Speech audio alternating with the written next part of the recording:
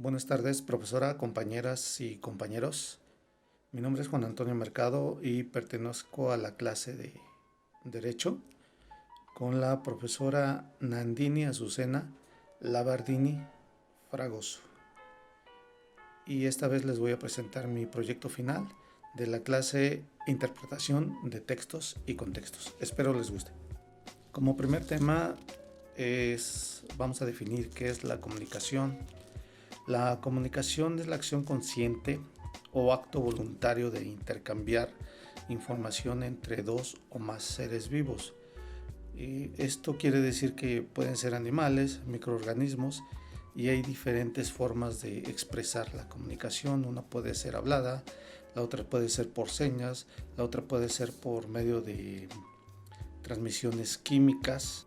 En síntesis, el comunicarse resulta totalmente indispensable para la vida. Para esto existe lo que se le llaman los elementos de la comunicación. Los elementos del proceso de comunicación forzosamente siempre debe de haber por lo menos dos participantes, el cual uno envía y el otro recepciona. Estamos hablando de un mensaje ya sea hablado o ya escrito. Esta comunicación crea un circuito, el cual se les va a denominar emisor, receptor, mensaje, código y canal. El emisor es el que envía y quiere dar a entender un mensaje. El receptor interpreta y comprende para captar con toda claridad el mensaje. El mensaje es la información que se desea transmitir. El código es una forma de expresar en clave o encriptado, si se puede decir así, el lenguaje, para que sea de difícil comprensión para otras personas, como por ejemplo aquellos que hablan inglés solamente y están con una persona que habla español, solamente se comunicarían en inglés para intentar que la otra persona no conozca el contenido de la plática que están llevando. Y por último, el canal. El canal es el medio físico el cual es empleado para transmitir el mensaje, es decir, el canal que escogen para que éste sea completamente entendido. Para esto nos podemos apoyar por los tres tipos de comunicación que existen. Los tres tipos de comunicación que existen es la comunicación oral, la comunicación escrita y la comunicación no verbal. La comunicación oral es cuando hablamos, como lo que estoy haciendo en este momento. Genera mucha fluidez y mejor entendimiento, porque en este caso también podemos utilizar el lenguaje de señas, y el lenguaje de señas pues es muy importante para ser entendido en estos casos. La comunicación escrita es la que redactamos por medio de símbolos, dibujos, para querer decir algo y darlo a entender correctamente. Este se puede utilizar inclusive dentro de la comunicación oral. Si tratamos de dar a entender algo escrito, lo podemos hacer por medio de la comunicación oral. Por último, la comunicación no verbal. Como les comentaba hace rato, en la comunicación oral se puede dar el lenguaje de señas, el cual es muy importante. A veces hacemos esos movimientos involuntarios y queremos decir muchas cosas. Debemos de cuidar la forma en que nos expresamos no verbalmente, porque podemos dar otro tipo de mensaje. Si alguna vez hemos sentido que nuestra vida es un caos, este tema en especial, que son los niveles de comunicación, nos podría interesar, ya que a veces sin saberlo estamos transmitiendo un mensaje erróneo a las personas que no queremos darles ese mensaje erróneo. Por eso es que es interesante este tema. En primer lugar está el interpersonal. El interpersonal es cuando estás cara a cara con las personas y entran en acción los 5 sentidos. Cuando hablas de algo, por ejemplo, algo sensual, y se te eriza la piel, ahí está entrando uno de estos mensajes, este nivel más bien. Cuidado cómo lo dices y mucho más cuidado cómo lo reflejas. ¿Te ha pasado que duermes o tratas de dormir en la noche y que no puedes dormir porque estás escuchando una voz interna? Bueno, no te preocupes, porque este es el nivel de comunicación intrapersonal, es la comunicación contigo mismo. La buena noticia es que no te estás volviendo loquito. La mala noticia es que de seguirlo haciendo no vas a poder dormir por muchas noches. El siguiente nivel se llama grupal. Este se da cuando estás conversando con 3 o más personas. En este tienes que tener mucho cuidado en lo que dices, en lo que emites. Así es que, consejo, gobiérnate. Si lo tuyo es comunicarte por medio de los medios de comunicación o pretendes estudiar esa carrera o algo afín, pues este es el nivel para ti, que es el nivel masivo. En este nivel se requiere de un emisor y de un grupo muy grande de audiencia, como se podrá entender. Por último, tenemos el nivel organizacional, que este se da dentro de las empresas por medio de los correos electrónicos, por medio de altavoces, y pues bueno, si eres godínez, sabes de lo que estoy hablando. Diferencia entre el lenguaje animal y lenguaje humano. Todos los días los seres vivos,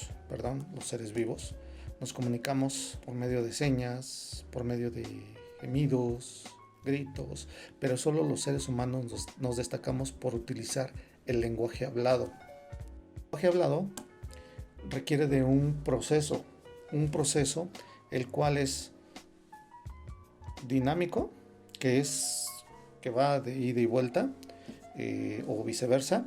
Es inevitable, pues no podemos estar callados en ningún momento, y sobre todo, bueno, mejor no digo.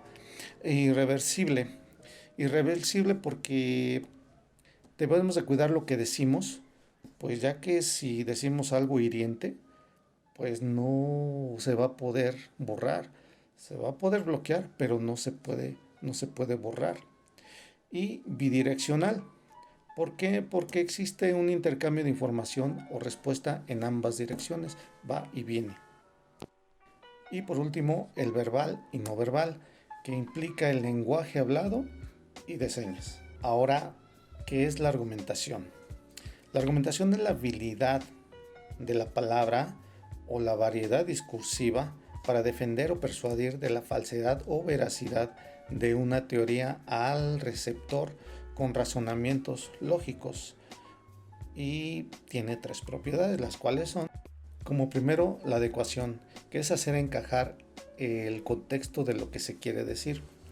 Después viene la coherencia, es simplemente dar un orden lógico para evitar que existan contradicciones. Y por último, la ecuación, es donde se busca la relación de los argumentos por medio de conectores, los cuales los estamos viendo en este momento. Como son varios, no me va a dar tiempo.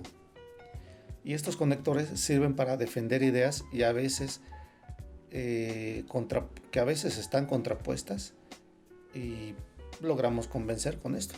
Existen 3 etapas de la argumentación. La primera es introducción, en la cual se plantea el tema y a veces la tesis. La segunda es el desarrollo, es el argumento y la razón. Se manifiesta razón, bases, garantías y respaldo de la tesis. El tercero es la conclusión. La conclusión se puede volver a presentar la tesis, es decir, es un resumen de la argumentación. Para complementar, el argumento es igual a premisas y conclusión. Existen 2 tipos. La primera es premisa verdadera con conclusión verdadera, y la segunda es premisa verdadera con conclusión falsa. Bueno, estos son solamente 2 ejemplos, pero existen más. Los tipos de argumentos son el argumento de autoridad, que es donde se trata de consultar a personalidades o especialistas en el tema para crear confianza en el argumento. Argumento de la mayoría es cuando consultas a la mayoría, a una sociedad, con la finalidad de que la idea o percepción no resulte como propia, no se vea como propia, sino de varias personas. La otra es argumento de conocimiento y la experiencia, y se apoya en las experiencias propias o de cercanos. La otra es una que ya no existe. Mejor te doy cómo organizar los argumentos. Cómo organizar los argumentos. Evita las divagaciones o los juegos de palabras, no cantiblés. Utiliza párrafos para distribuir y organizar cada uno de los argumentos, y relaciona los distintos párrafos utilizando conectores. Las figuras retóricas son las que persuaden para captar la atención, se usan en el lenguaje diario sin darnos cuenta, y son 4 las principales: las figuras fonéticas o de repetición, los tropos, las figuras de dicción y las figuras de construcción sintácticas o gramaticales. ¿Qué es el discurso? El discurso es el acto formal comunicativo que se puede llevar a cabo por medio de discurso oral o escrito, o de las dos formas. Si tú escribes en una hoja el discurso y lo puedes decir oral, ya se está llevando de las dos formas. Para esto existen muchos tipos de discurso, pero los principales son 4, los cuales es el narrativo, el argumentativo, el expositivo y el descriptivo. Dentro de las reglas de acentuación nos encontramos con las palabras agudas. Las palabras agudas son las que se acentúan si terminan en vocal, el N o S. Las palabras llanas se acentúan si no terminan en vocal, N o S. Es decir, lo contrario. Las palabras esdrújulas y sobresdrújulas se acentúan todas. Por ejemplo, diálogo o médico. La puntuación sirve para expresarse de manera correcta y tener fluidez por medio de la coma, punto y coma, el punto, los dos puntos, puntos suspensivos.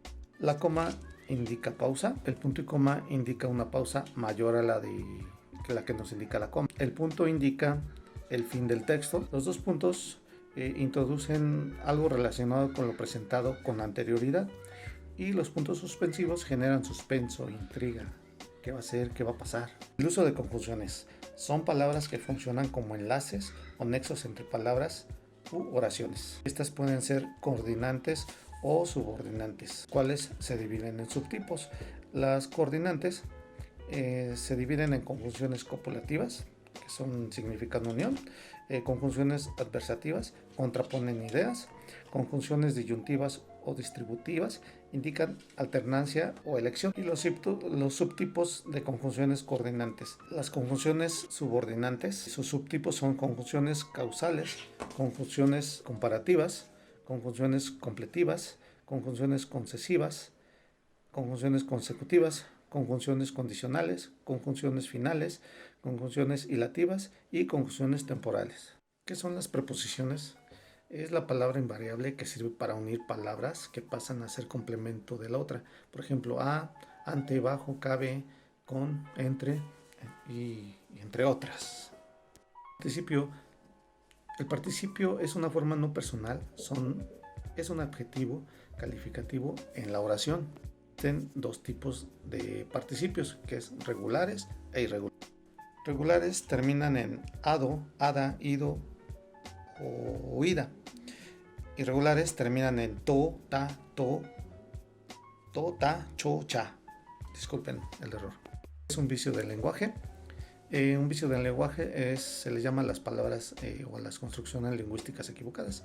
Usos incorrectos dentro del lenguaje, exageradas, habladas o escritas, producen una deformación. Esas palabras producen una deformación al lenguaje. Los vicios más frecuentes es el queísmo, dequeísmo, anfibología, solecismo, pleonasmo, extranjerismo y neologismo. Doy las gracias por su atención a este video y les agradezco mucho su atención. Que tengan muy buena tarde y espero sacar una muy buena calificación. Gracias.